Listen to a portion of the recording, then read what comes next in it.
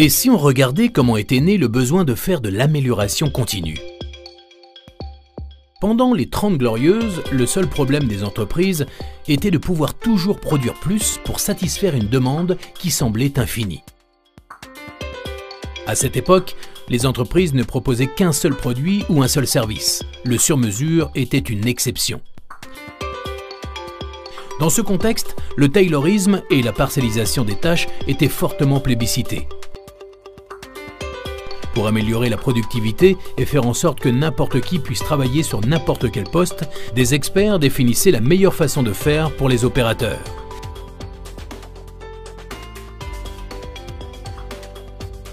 Et si par malheur, un employé était confronté à un problème, alors il devait s'en référer à son responsable hiérarchique pour que celui-ci donne les instructions à suivre.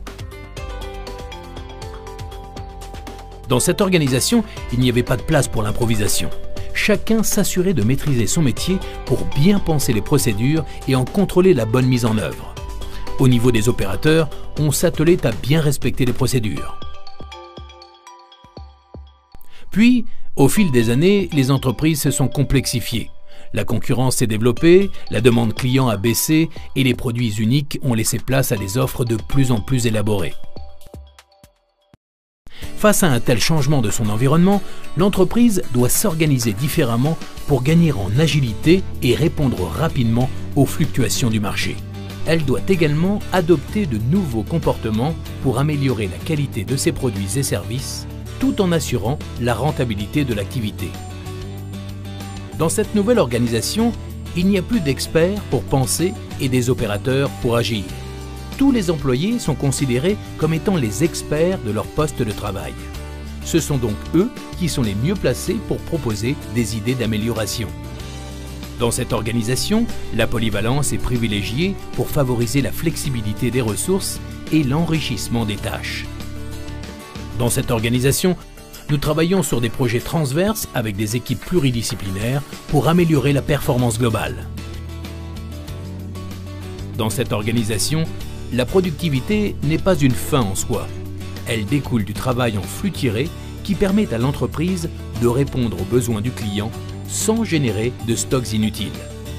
Dans cette organisation, nous ne cherchons pas à travailler plus vite, mais à travailler mieux. Pour cela, nous préférons faire de la qualité plutôt que de la contrôler. Dans cette organisation, le manager n'est plus un responsable hiérarchique qui vient vérifier le travail de ses collaborateurs pour distribuer les bons points et les mauvais points. Le manager est un soutien au service de son équipe pour l'aider à résoudre les problèmes rencontrés.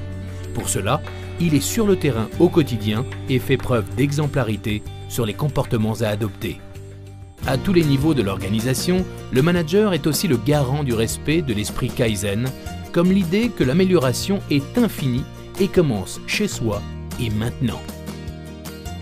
En synthèse, l'amélioration continue sort l'entreprise de son organisation en silo pour apporter une vision globale de la chaîne de valeur qui lui permet de s'orienter sur les bons leviers d'action. Elle ne considère pas les employés comme une simple ressource. Au contraire, elle met l'homme au cœur de son organisation pour élever sa performance. Plutôt que de conserver le pouvoir de décision dans les strates hiérarchiques, elle s'appuie sur son réseau de managers lean pour coacher les opérateurs et développer leur autonomie sur la résolution de problèmes. Enfin, dans cette organisation, la transparence et la bienveillance conduisent l'entreprise sur le chemin de la performance par la satisfaction des employés, des clients, des actionnaires et de l'écosystème.